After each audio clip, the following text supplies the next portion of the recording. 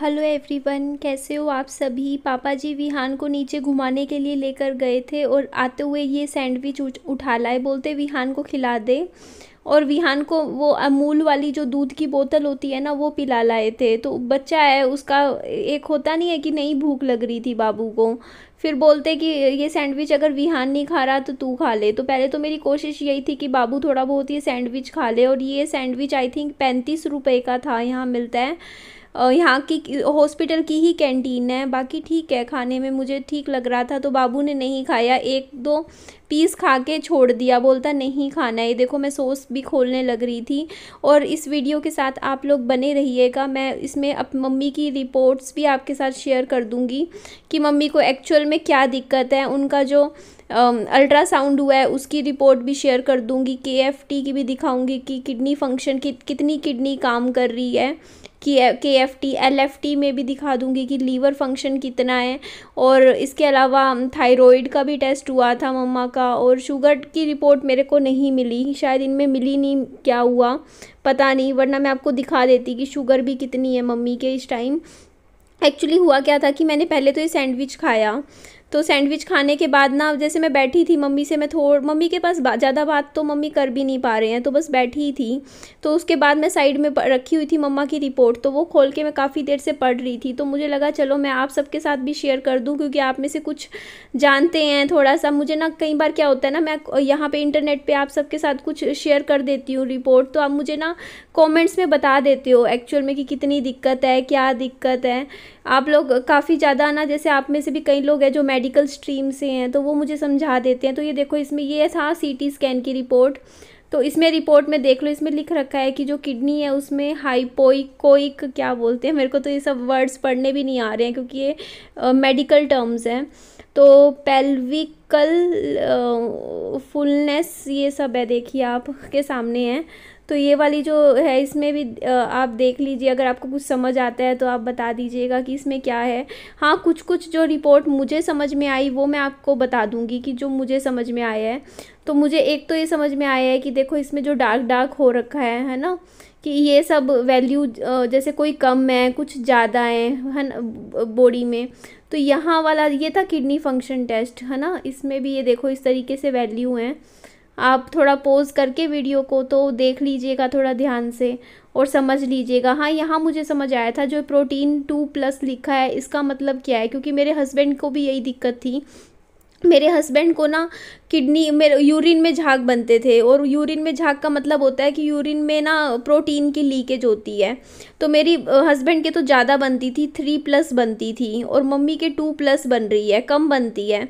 तो उनके तो झाग बहुत ही ज़्यादा बनते थे मेरे हस्बैंड के। तो 2+ का मतलब ये है कि क्वांटिटी नहीं पता कि कितनी है, क्योंकि उसके लिए फर्दर टेस्टिंग होती है। 24 आवर्स का ना यूरिन कलेक्ट किया जाता है, क्योंकि मेरे हस्बैंड के एक दो बार इस तरीके का टेस्ट हुआ था। इसमें क्या होता है कि यूरिन ना 24 घंटे आप जितना भी यूरिन पास करते हो वो एक मतलब आपको बोतल में कलेक्ट करना होता है, और वो यूरिन आपको लैब में सबमिट करवाना होता है, और फिर जांच होती है। उसमें पता चलता है कि आपका कितना है, मतलब ये प्रोटीन यूरिया कहते हैं जिसको। तो इतना तो समझ में आ गया रिपोर्ट देख के मुझे कि मम्मी के यूरिन में प्रोटीन की लीकेज है। और ये तो मैंने मम्मी को बहुत पहले बता दिया था कि मम्मी आपके झाग बन रहे हैं बाथरूम में और ये नॉर्मल नहीं है।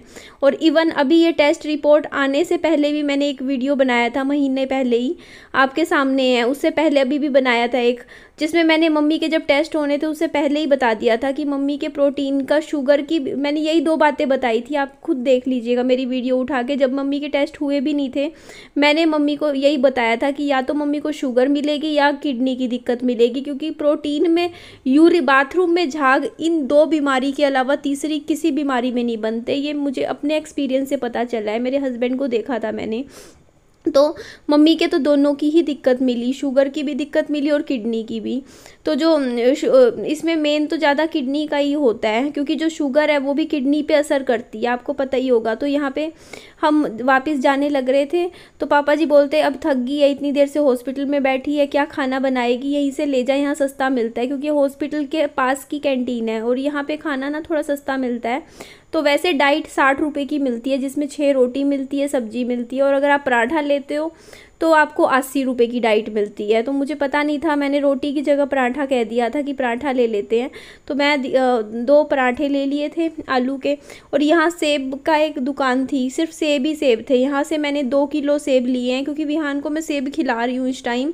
उसके टिफ़िन में डाल देती हूँ छोटा सा सेब, या सुबह दवाई लेनी होती है ना, बाबू कुछ भी नहीं खाता, ना बिस्किट क्या कुछ नहीं, बट हाँ थोड़ा बहुत सेब खा लेता है सुबह ब्रेकफास्ट में।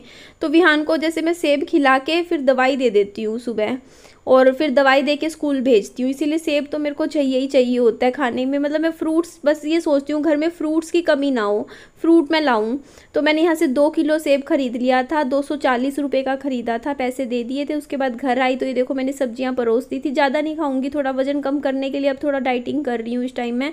डाइटिंग मतलब थोड़ा सा 2 रोटी खाती थी जहाँ, वहाँ मैं 1 रोटी खा रही हूँ।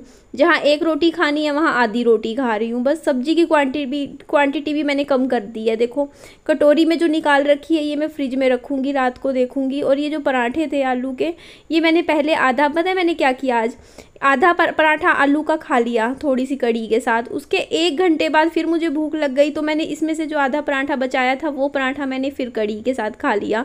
मतलब मैंने एक ही बारी में 1 पराठा ना खा के 2 घंटे में आधा आधा करके खाया। पता नहीं इससे फ़ायदा होता है नुकसान, बट लाइट फील होता है क्योंकि आप एकदम से हैवी खाना नहीं खाते हो। तो ये कटोरियाँ मैंने रख रखी है जैसे कड़ी की, ताकि ये अभी गर्म है, थोड़ी ठंडी हो जाएगी। अभी आते ही मैंने विहान रास्ते में ही सो गया था, तो विहान को सुला दिया था और एसी चला दिया था ताकि बच्चे को गर्मी ना लगे। थोड़ी देर एसी चलाया था और फिर मैंने भी आके थोड़ा सा लंच कर लिया था वहाँ हॉस्पिटल में, सैंडविच। आपसे मुझे कुछ राय भी लेनी है, आप मुझे कमेंट करके बताइएगा। मैं सोच रही हूँ कि विहान का ये महीना पूरा करवा के विहान को आगे ट्यूशन कंटिन्यू ना करवा के घर पर ही पढ़ाऊँ। इसके 2 कारण हैं। देखिए अभी 3 बज चुके हैं और विहान का ना, अभी पहले देखिए बात, जब मेरी उनकी जो ट्यूशन वाली मैम्स थे उनसे बात हुई थी, तो वो बोल रहे थे जैसे 3 से 5 बजे तक वो ट्यूशन पढ़ाते हैं। तो आप चाहे 3 बजे भेज दो चाहे 4 बजे भेज दो, मतलब किसी भी टाइम भेज दो, पढ़ा देंगे। तो वो चलो ठीक लगा मुझे, चलो कोई नहीं, बच्चा है अपने, मतलब स्कूल से देखो आने में खेलने में ये 1, 1:30, 2 बजा ही देता है। अभी कुछ दिनों से क्या हो रहा है, विहान 2 बजे 2:30 बजे इस टाइम सो जाता है।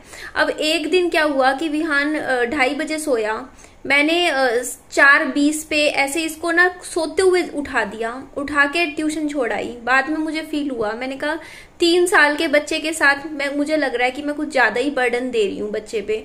क्योंकि देखो नींद से उठाना, वो भी मेरे बच्चे को ऑलरेडी मिर्गी की दिक्कत है ना, उसके लिए तो नींद बहुत अच्छी है कि वो जितना सोएगा उतना उसकी हेल्थ के लिए अच्छा है। तो मैं ऐसे में उसको उठा के लेकर जाऊं, और फिर वहां पे जैसे मैम बोलते हैं कि ना 1-2 दिन के लिए तो चलता है, रोज रोज अलग अलग टाइम पे भी नहीं बच्चे को लाओ आप। अगर 3 बजे का टाइम है तो जैसे 3 बजे लाओ, है ना, तो एक आधा दिन चलो 4 बजे। अब 2-4 दिन से रोज ही हो रहा है। कल तो मैंने छुट्टी कर दी ट्यूशन की, मैंने कहा फिर वही है, अलग टाइम पे जाएगा बच्चा, दूसरा टाइम पे। 3 बजे नहीं जा पा रहा, आज भी नहीं जा पाया 3 बजे, अब भी मैं छुट्टी करूंगी विहान की। तो देख लो अभी 6 तारीख को मैंने पैसे दिए थे, तो ये लगा लो अभी 1 हफ्ता पड़ा है उसका ना, विहान की ट्यूशन का। तो अब ये एक तो ये कारण है ना। और दूसरा कारण ये है कि मैंने सोचा था कि ट्यूशन लगाने के बाद ना विहान की मैं फ्री हो जाऊंगी एक तरफ से, क्योंकि मेरा काम बहुत ज्यादा, मेरा ना घर की साफ सफाई करना, घर का काम करना, मेरे मन में ये नहीं था कभी भी कि मेरा बच्चे को मैं टॉपर बनाऊं, मेरा बच्चा क्लास में फर्स्ट आए। मेरे मन में ऐसा कुछ नहीं था। मेरे मन में था कि मेरी बिजी लाइफ की वजह से मेरे बच्चे की पढ़ाई का नुकसान ना हो, मैं पैसे दे दूंगी। उन्होंने बोला था कि 1000 रुपए पहले महीने, बाद में 800 रुपए। मेरे को था चलो कोई नहीं, मैं 800 हर महीने देती रहूंगी, मेरा बच्चा 1 घंटा ट्यूशन पे पढ़ लेगा। लेकिन यहाँ पे दिक्कत क्या हो रही है, देखो स्कूल में बच्चा जाता है तो स्कूल की तरफ से होमवर्क मिलता है बच्चे को डेली, है ना, बहुत ज्यादा नहीं मिलता लेकिन मिलता तो है ही। और उसके बाद क्या है कि ट्यूशन पे जा रहा था मेरा बच्चा, तो मेरे को था चलो स्कूल का काम ट्यूशन पे कर लेगा। लेकिन अब ट्यूशन वाली जो मैम है वो भी होमवर्क दे रहे हैं, कह रहे हैं घर से बच्चे को ये करवाओ। तो अभी 1-2 बार तो देखो बंदा, मतलब मेरे मन में ये था कि चलो बस बच्चा ये है, देखो 3 साल का बच्चा है, वो कितना बर्डन लेगा, स्कूल में भी पढ़ाई कर रहा है, 1 बजे घर आ रहा है, उसके बाद 1 घंटा ट्यूशन पे भी पढ़ रहा है, उसके बाद 1 घंटा मैं भी बैठ के पढ़ाऊं। इतना क्या उस बच्चे को आइंस्टाइन बनाना है 3 साल के बच्चे को। तो ट्यूशन वाले मैम ने बोला कि ना 1 घंटा अगर मैं यहाँ पे पढ़ा रही हूँ ट्यूशन का, तो उसका कोई बेनिफिट नहीं है अगर आप घर पे नहीं पढ़ाते हो तो बच्चे को। अगर आपको कम से कम 1 घंटा, आधा घंटा दे के या 15-15 मिनट करके आपको बच्चे को 1 घंटा तो पढ़ाना ही पड़ेगा। अदरवाइज आप पैसे भी दे रहे हो, उसका कोई बेनिफिट नहीं है, कोई रिजल्ट नहीं है। क्योंकि बच्चा आप 1 घंटा ट्यूशन पे मेरे पास पढ़ता है, वो फिर पूरे बाद में वो खेलता है, स्कूल जाता है, आके वापिस भूल जाता है। ये बात थी। तो यहाँ पे ना मेरा पॉइंट ये है कि अगर मुझे मेरे को था कि मैं फ्री हो जाऊंगी ट्यूशन लगाने के बाद, मैं और चीजें कर पाऊंगी। अगर मुझे उसके बावजूद भी मतलब करवाना ही है काम, मुझे फिर भी पढ़ाना ही है बच्चे को, तो फिर मैं सोच रही हूँ कि मैं ट्यूशन हटवाई दूं। मेरे 800 रुपये भी जाएंगे, है ना, हर महीने। और फिर अगर पढ़ाना 1 घंटा बच्चे को फिर भी देना ही है इसको, तो मैं 1 ही घंटा बहुत है, मेरे को लगता है 1 घंटा 3 साल के बच्चे के लिए इनफ है। तो मैं मेरे बच्चे को घर पे ही पढ़ा दूंगी, ये मेरे को ऐसा लग रहा है। क्योंकि मेरा बर्डन खत्म नहीं हो रहा ट्यूशन लगाने के बाद भी, बल्कि वो बढ़ गया है। मेरे को ऐसा लगता है, मैं तो ट्यूशन जाते हुए डरती हूँ कई बार, क्योंकि मेरे को टाइम नहीं मिलता, तो मैं ट्यूशन का होमवर्क नहीं कर पाती हूँ। मैम फिर मेरे से पूछते हैं बार बार, आपने ये काम नहीं करवाया, बच्चे पे ध्यान नहीं दे रहे हो। ये जो रियायत आपको दी थी, जैसे मैम ने कहा था कि पहले महीने 1000 रुपये फिर 800 रुपये कर देंगे, ये इसलिए दी थी ताकि आप भी घर पे मेहनत करवाओ, वरना हम रियायत नहीं देंगे। मतलब कहने का मतलब उनका यही था कि हर महीने 1000 ही रुपए लगेंगे ट्यूशन के, अगर आप घर पे नहीं पढ़ाओगे तो, अदरवाइज 800।